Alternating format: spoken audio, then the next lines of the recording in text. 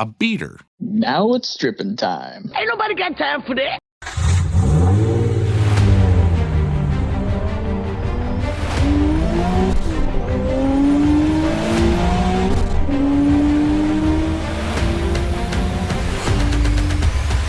This is Hard Parking, brought to you by Right Honda and Right Toyota out of Scottsdale, Arizona.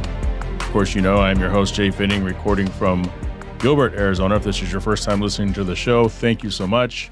No matter where you're listening from, hit that subscribe button. Make sure you leave a review. It's been a long time since I've had a review. A lot of new listeners, but you got to leave reviews. Just don't give me a one-star review. Coming up on today's show, Jamie, the Nomadic X-ray tech, joins us from Hawaii to talk about her lovely rental car. And I also watched a show that got me thinking. It's called Year Million. I'll tell you my thoughts on the first episode of that, and I don't really plan on watching any more episodes. In fact, before we jump to this word from 4 Wheel Online, I will go ahead and tell you, I promised you on the last episode I would talk about our new vehicle. If you follow me on social media, you already know. 2 bits of car news. Number one, unrelated.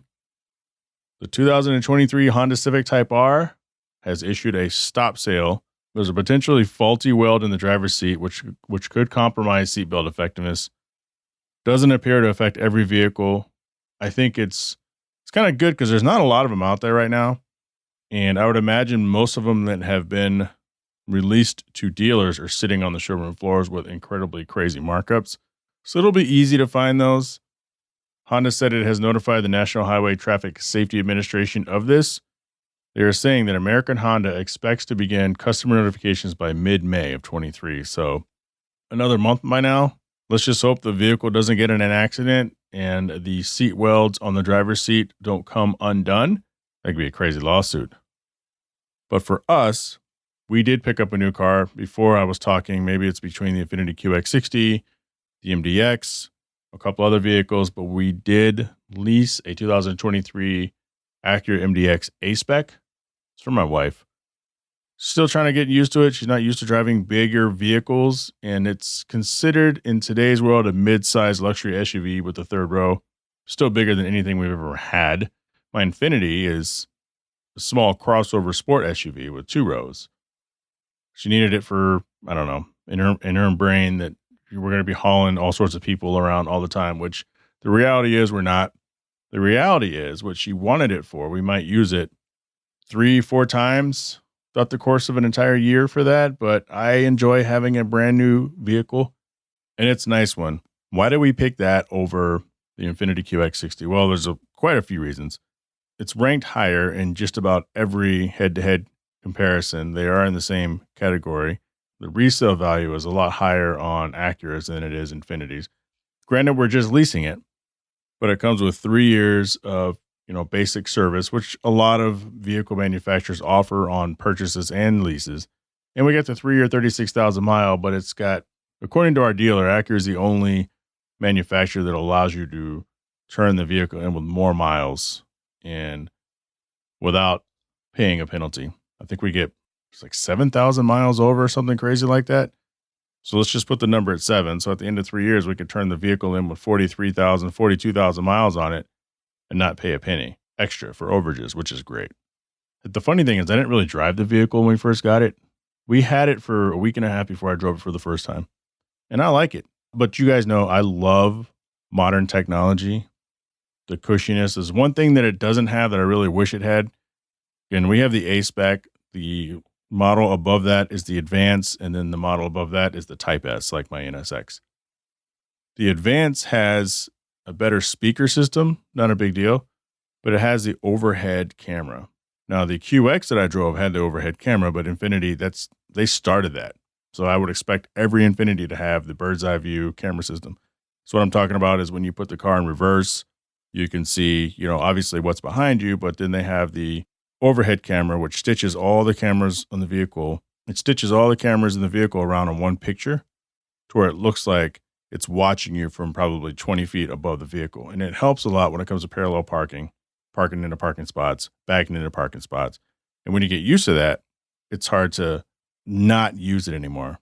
And for a brand like Acura, which is the luxury division of Honda, kind of feel like if you're going to have that screen, you should just include that. especially when it comes to an MDX, which is their flagship luxury SUV.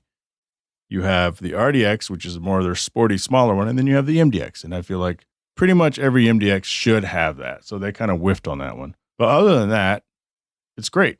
We have the super handling all-wheel drive version, more than capable to do anything we'd want. And my wife was worried about mileage, but I told her, like, I've had my Infiniti for 2 years. I've put 20,000 miles on it. And that includes the 1,700 miles that I drove from the point where I picked it up in Kentucky, Russell Springs, Kentucky, back here. And I've been to California once or twice with that vehicle. It's been up north, to the Flagstaff area and south to Tucson. And I still, after 2 years, only have 20,000 miles on it. So we'll be good there. More after this word from 4Wheel Online. Jhae Pfenning here, and I want to tell you guys about 4Wheel Online.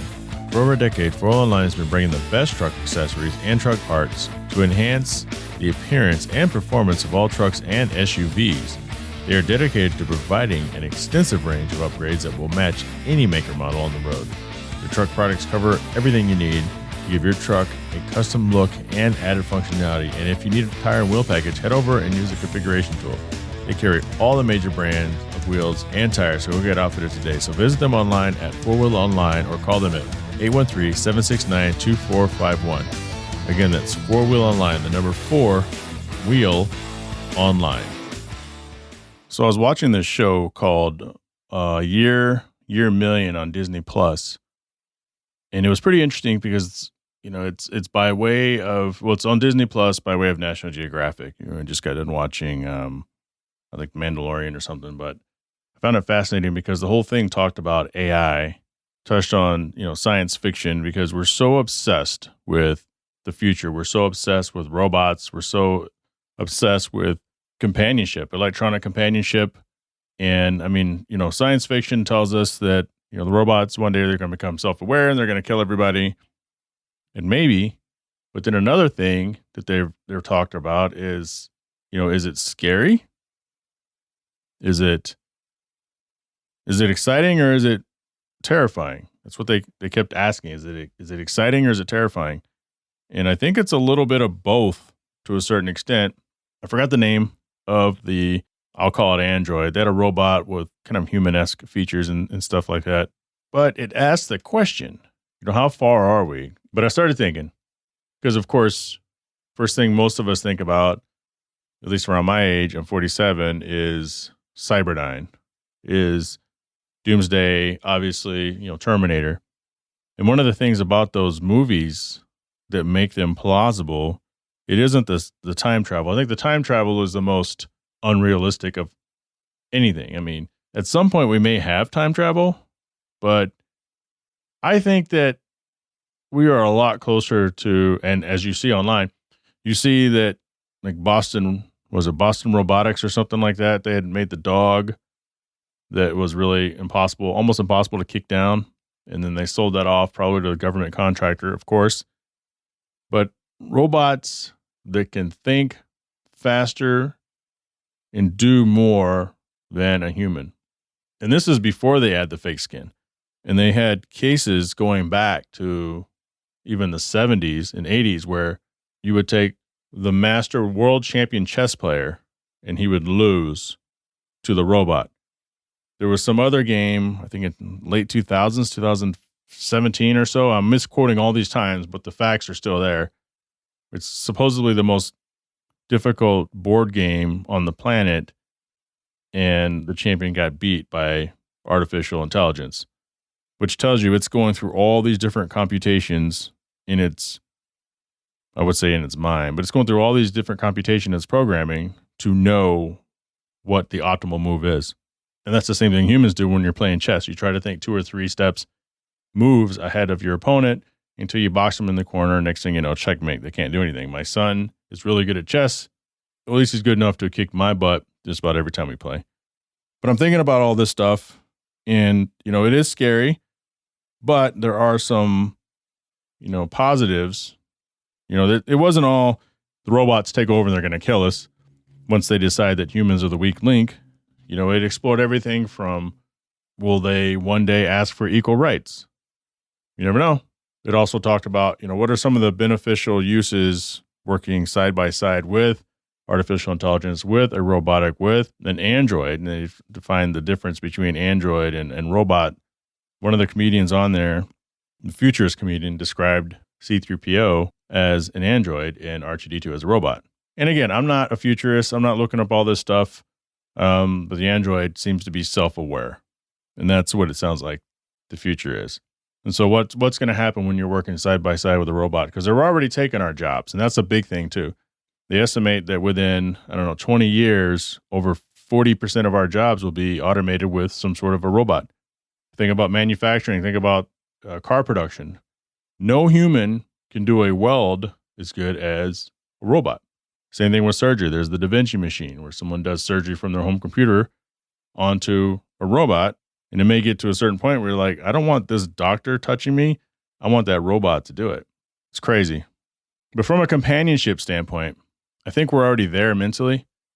It's kind of funny. Years ago, before I met my wife, I had an apartment. I was lonely and I wanted some noise, which is funny if you know me because I hate too much noise. I don't mind a little bit of noise, but I hate too much noise. So I went out and I bought these little robots. They're called biobugs. And so the thing is with the biobugs, they walk around, they chirp, they learn. It was advertised that they can kind of learn their environment. So basically it was almost like the Roomba floor vacuum robot things now. These are little toys. And so they would find a wall, they would map it, and then they weren't supposed to run into the wall again. So they were supposed to learn. I thought they were neat. I bought 3 of them. I thought they were going to be a few inches big. They ended up being like a foot long each with these remote controls. So once I unpacked them, I was like, or once I opened the box, I totally realized, man, these are freaking toys, man. But let's just see. So I turned them on and they're chirping around in the background. And every time I'd be on the phone with somebody, they'd say, what's that noise in the background? Are these birds? And I go, well, it's kind of like this robots that I bought. Probably weirded the shit out of people. Weirds the shit out of me right now thinking about it. But one thing about those things is, I bought them for some sort of noise in my apartment, some sort of, not really companionship, but just a feeling that something else was there with me without having the need to have a pet, because I couldn't sustain a pet, 2 full-time jobs, blah, blah, blah. But I think about my dog, Izzy, and we want so badly for our pets to communicate with us. And I think about those 14 years with my dog, and it's, before I thought about that, I thought about Buzz Lightyear, the movie Lightyear. I think it's Buzz Lightyear, the one that just came out. But one thing in that movie is they assigned him that cat. It was a robotic cat to be kind of his companion. I forgot, a companion pet or whatever. He was able to have dialogue with it. And it was just this little robotic pet. And I would love to have a little droid. I would love to have a little robot that follows me around and, I don't know, talks to me or I talk to it. That's really what our pets are to us. They're these little companions that poop and pee and chew on stuff, but they give us fulfillment. If you're a pet person, you get a sense of fulfillment from having them. And I think that is an acceptable future of robotics that I think anyone can get behind. It's not a threat. It's not that these little robotic android pets are going to take over, and they're just loaded with data. It's like our smartphones. We interact with our smart devices all day long, and we're okay with it because we're engaged with it. You want me to sign up and give you my email? Hell yes. I just want to play this game. I just want to download this app. And it's the same deal. To have a companion like that would work. There was this movie I watched years ago called Cherry 2000. I don't know how many of you listening to this remember that movie. But in the movie, the main character, it starts off, I think, and I haven't seen it in a decade, but he has this really attractive woman with him in the kitchen. And I guess it's his girlfriend, thinking back. And it's kind of weird, but they start making out. She gets soap suds like on her hair or something, and she short circuits. You're like, holy crap, that's a robot. And so he goes on this quest to get a replacement robot. So he takes a little data chip out behind her ear, and he meets up with a real human lady. I forgot her name. I want to say Molly Ringwald. I don't think it's Molly. It's one of those super popular redhead girls, actresses from the 80s. And she takes them on this quest. Of course, out in the middle of nowhere is the warehouse that has another Cherry 2000 robot that he has to basically steal from this warehouse. There's some bad guys involved. It's probably drug. I don't know what's going on, but basically when you put the disc behind the ear, they wake up and they have all their memories and all that kind of stuff. that's a different kind of companionship. Maybe that's where, I mean, let's face it, I think there's already sex robots out there. So that's where we're at now. I could guarantee you there's something like that out there. And again, that is no threat because they're not really self-aware. And I think that's the big thing, though. What do you guys think? I know this was a weird ramble, but that's just, with me watching the show, had me thinking, like, well, that's like Cherry 2000. That was a robot, an attractive one, and that was fine. It was a companion bot. If we had companion pet robots that looked and almost felt like real pets, people would eat that up.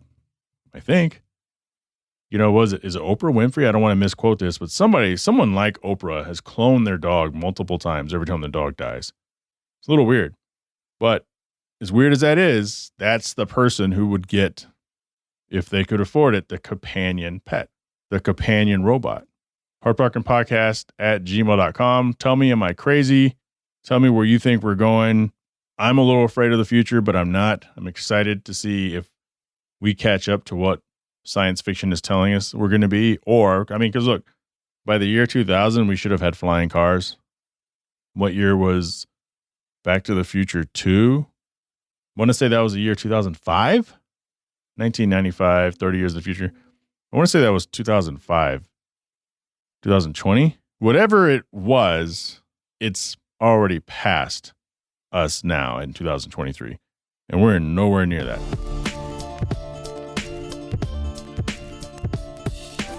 She is Jamie, the Nomadic X-ray tech. We talked to her, I think, at the end of January.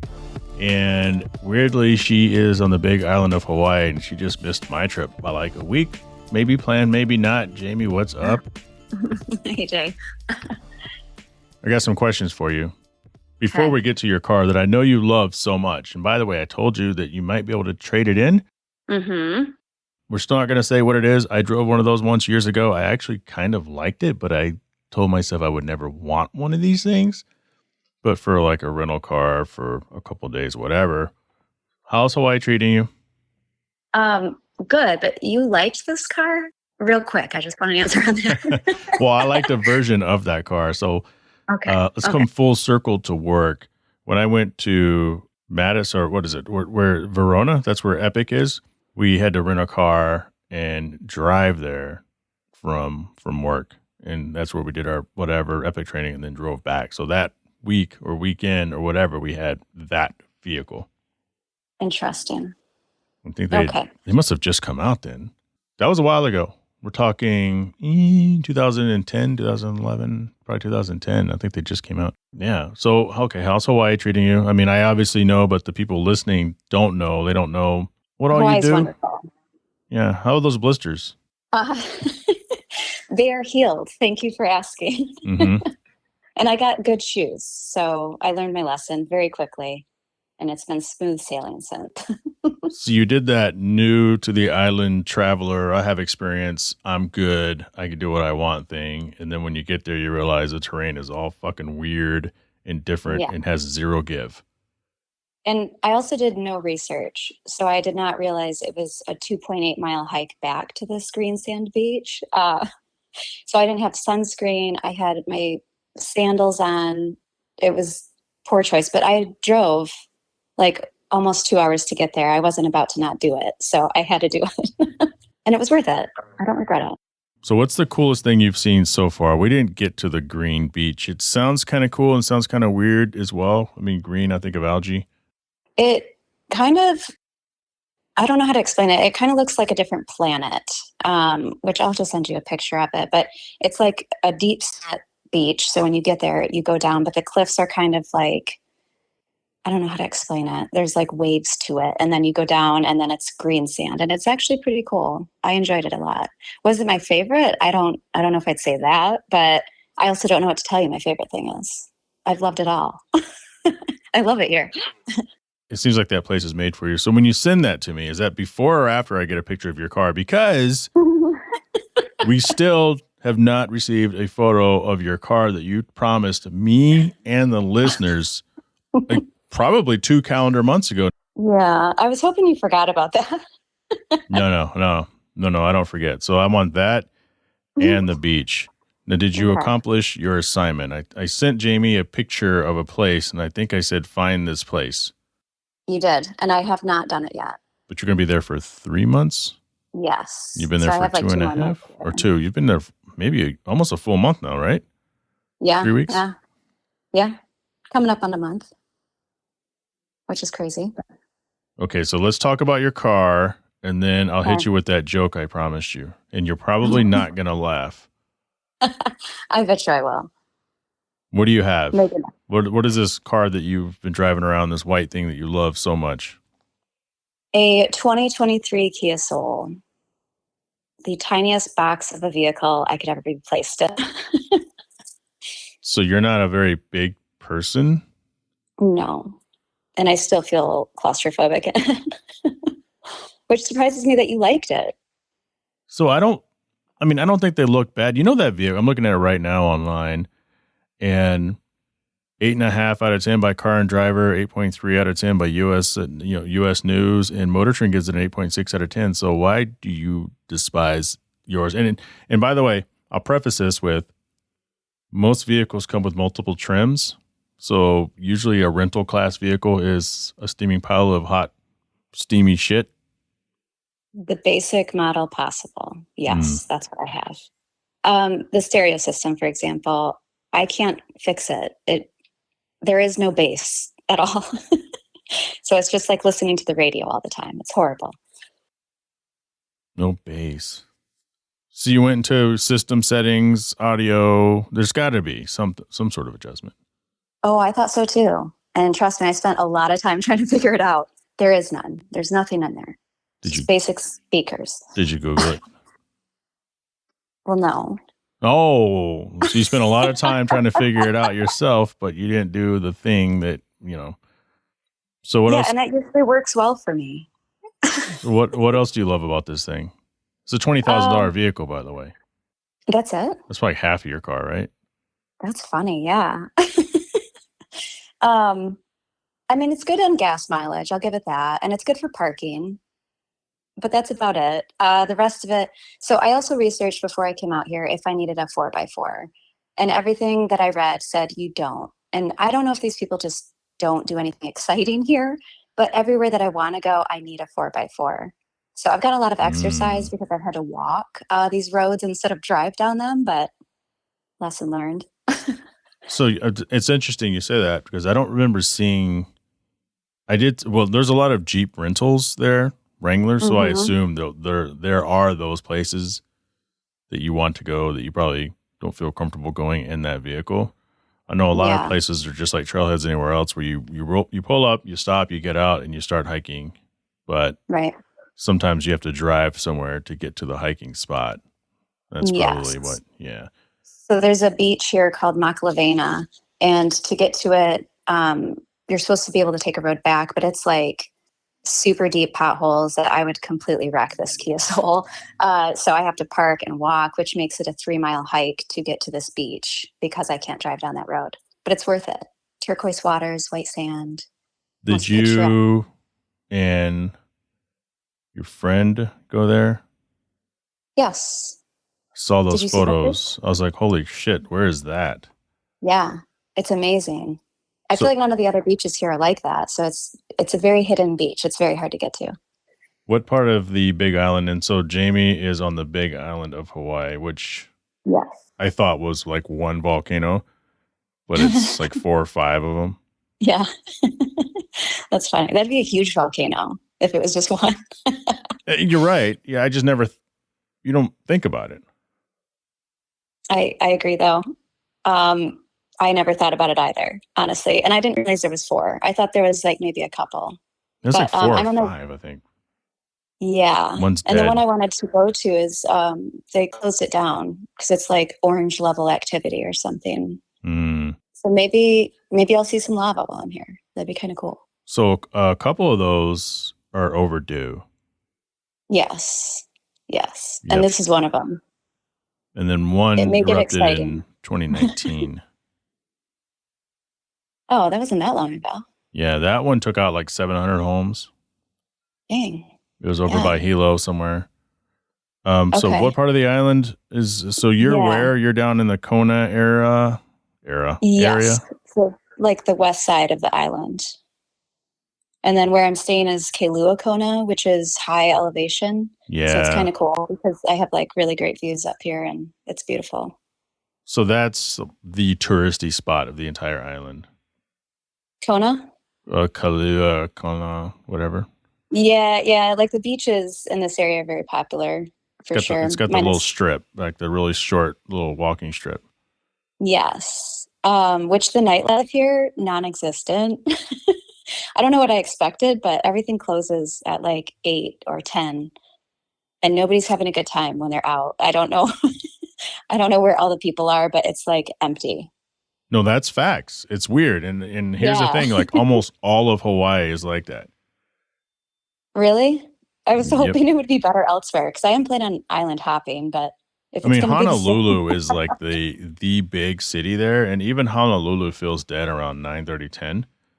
Yeah. But there are places to go in Honolulu, like, later night bars, but they're just, people just aren't out and your regular businesses aren't open, and finding, food, especially with a diet like yours, rabbit food, it's difficult to find. It's very easy. I can just go out in the woods and I can find my diet. Okay. I was going to say, are you picking stuff now? Do you have your dogs there with you? No. The landlords here have 2 dogs. Oh. And they're my pride and joy. They greet me every single day I come home. I love them so much. All right. No longer confused. So let's get back to that car really quick. So you have a white one. Yes. I'm guessing it probably has black cloth interior or something. Yes. And I got it with only 900 miles. So it was like brand new. Yeah. I felt lucky until I got in it and I was like, I don't like this car. Have you tried to trade it in? No, I was going to make myself have it for this first month and then I'll probably see if I can trade it in. So if I do, I'll update you if I get something better. And then we'll have to do this again. So you just don't like the car. You don't like the way it feels, none of that stuff. Does it ride okay? Or is your only issue with it the radio? Well, I mean, and like the closed inness, I feel like the windows are small, if that makes sense. Yeah. And like the pickup, it's very slow, which here it doesn't matter because everybody goes under the speed limit anyways, but I was just going to say it doesn't matter there. Yeah. Which doesn't work for somebody like me who's always late for everything. So I've had to readjust. Is that not the worst? On Highway 11 at night, the Queen whatever highway that is? Yeah. 1 lane. No passing lane. No passing. It's brutal. It's absolutely brutal. Yeah. Island life. Have you gone over to Hilo? No. I'm planning on doing that next week. So I'll hit up like the waterfalls up north and then travel down into Hilo and then head back. So here's the deal. That assignment that I gave you is over in the Hilo area. Oh, you're giving me a hint. Thank you. Yep. I want you to know that because let's see where I'm looking at a map right now. I'm trying to find out where my friend lives. He lives in Honokaa. Yes. Yep. So he lives like in the hills of Honokaa. You'll know when you're driving if you go that way. There's like a botanical thing over there. Okay. And it's in that area. Okay. Yep. I'll report back. I am planning on doing it next week. Now that I know it'll be in the area that I was going to go to anyway. So. Yeah, I'm trying to get smart and just kind of like zoom in and see if I can get lucky. You might. I'm going to edit all this weirdness out. Let's see, Jesus, the Church of Jesus Christ. No, public shore access. Point. I'll make shit up as I go. Yeah, because Akaka Falls and Rainbow Falls is over there too, by the way. Yeah. So it's in that area. Oh, I'm waiting. Did you get to see the waterfalls? Yeah. Oh, you sound sad. We saw most of them. Okay. And they're cool. Like one of the waterfalls, you're expecting to like you pay to park first off, and then you hike to it, but it's like a nice paved. And I actually asked them, I go, look, this is going to sound like a dumb question, but are all the trails? Obviously, they're not at this point, but I didn't. Are all the trails paved around here? So you do kind of like this pretty walk. You might as well just be at the zoo. Yeah. I wouldn't like that. And then the other one, I think it's Rainbow Falls. You pull into the parking lot and you could pretty much well see the falls from the parking lot. So you walk about 100 feet and you take photos of it. You read the little plaque, stay away from the weird people, and then you get back in your car and you leave. That's probably Waipio Valley. I never say it right. That's one that you can go down. There's a road that gets you down closer to it, but they closed it off because it's unsafe. I think I've seen that one. Down. I think I've seen that one, and it's not the one I'm thinking of. Not that one. No, okay. The one I'm thinking of is it's right outside of Hilo. Okay. And I think that's Rainbow Falls. And that's the one you just look at and go, oh, and then leave. Yeah. Okay. Yeah, I'm not joking. No. I mean, I guess if I'm already over there, I wouldn't be mad. But if I drove out solely for that and that's all I got, I would have been upset. Yeah, totally. Yeah, 100%. So find that Hawaii Plantation Museum. I don't know. We'll connect offline, but find that spot. Send me a photo from that spot, and that is your challenge. In the photo I sent you, I think there's the name of the trail. Find that trail, and you will find your paradise. I'm so excited. You sound like it. And then get a different car. Yeah, and then I'll update you on that too. Okay. So I almost forgot because I owe you a joke. Yes, I'm ready. And it's not a good one, okay? So you're already laughing because you're not going to laugh. My laugh just like dead stops. I'm like, okay, thanks for calling. Bye. Exactly. So what? Okay, let's. Okay, here it is. So what is at the end of almost every hallway on your island? An ending? A Kona. That's so bad. Yeah, here we are. But it actually makes it good. Here we are. Now go and tell all your people at work and all your friends. I totally am going to use that. Okay, bye. Bye.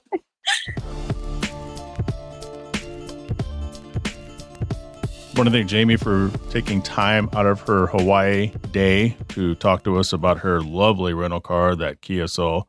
I saw one after we spoke.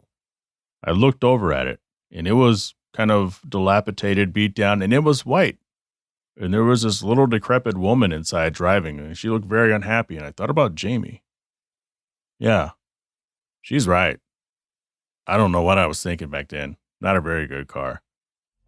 If you like what you heard today, make sure you subscribe like I told you at the beginning, then go tell a friend, leave a review like I said in the beginning. I want to thank Right Honda and Right Toyota out of Scottsdale, Arizona, FuelOnline.com, Cell Shop Wireless Services, Patreon Business Supporter, Korea Automotive out of Morgan, Florida, Pell Construction out of Caledonia, Michigan, Big House Small Home Design, Ashburn, Virginia, and Traverse City, Michigan, Westgate Exotic Cars and Rentals out of Glendale, Arizona, and the Shaping Success with Wes Tankersley motivational podcast out of Boise, Idaho. Catch myself in Wes Tankersley every Wednesday at 7 o'clock Pacific time, only on Instagram for our One Drink Wednesday. Grab a drink, watch us like a creeper, join the conversation. Special thanks to Mark Stolman, Catherine Cox, Eddie Ramos, Richard Graves, Byron Jones, Bujog, Alice Gumina, and Drew Bunkley for being Patreons. You can join the Patreon. Go to patreon.com/HardParkingPodcast. If you have questions, comments, or concerns, email the show at hardparkingpodcast@gmail.com. Feel free to follow me on Instagram at Jhae Pfenning. If you need that spelling, check the name on the show. And join the Hard Parking Violations Facebook group because we can't grow without you telling the world how great the show is. Let's do this. Let's grow this thing together. And maybe I'll talk to you next week. Shut up!